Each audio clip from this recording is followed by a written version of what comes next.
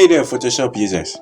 Get ready to take your typography game to the next level because in today's video, we are going to learn how to create a jaw-dropping twirl text effect in Photoshop. Buckle up and get ready to twirl your way into some seriously awesome visual storytelling.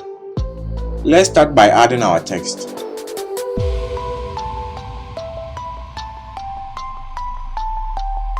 Duplicate the text several times by pressing Alt key while dragging the text downwards.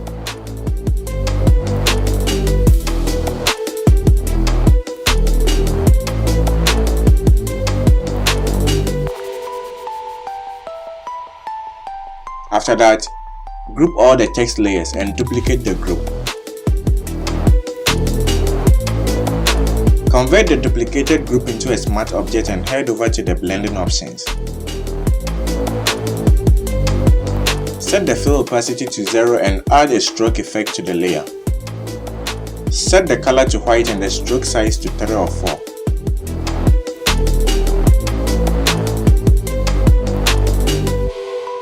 Now head over to Filter and select Distort and choose Twirl.